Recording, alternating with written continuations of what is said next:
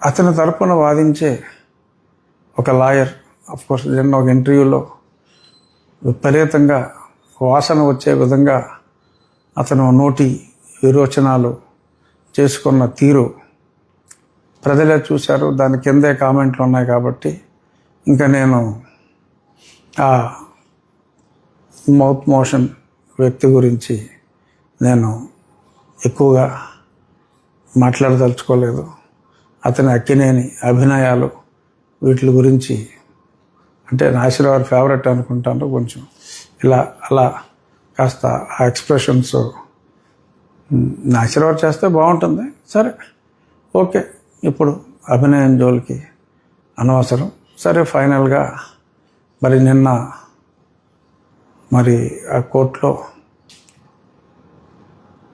అంతిమంగా పవన్ కళ్యాణ్ గారి మీద విపరీతంగా నోరు పారేసుకున్న జోసెఫ్ ఎలియాస్ రావణ్, ఎవరైనా సరే మీకు నచ్చిన మతం గురించి మీరు మాట్లాడుకోండి, పక్క మతం గురించి దయచేసి కించపరచకండి.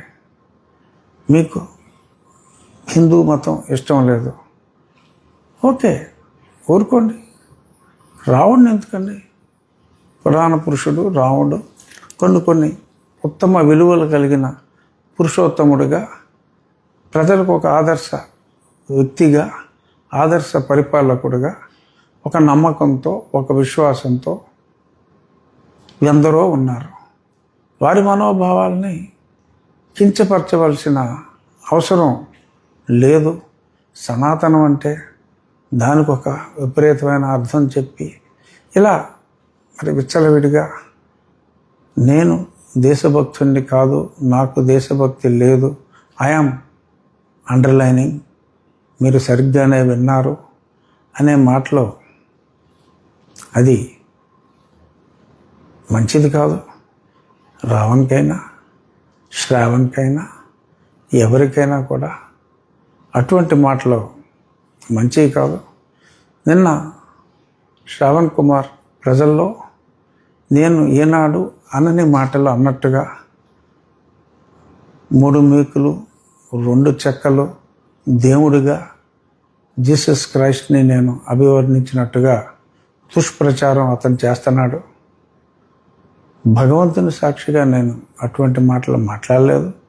నేను మాట్లాడింది నా వెన్నంటి వచ్చిన ఒక జన సైనికునికి నుదుటిపై మేకు, ఒక చెక్కకి మేకు పెట్టి నుదుటిపై దగ్గొడితే ఈ మేకులు కొట్టడం ఏంటి అని నేను మాట్లాడా. అది కూడా కత్తితో పడటం చూసాం, చాకుతో పడటం చూసాం.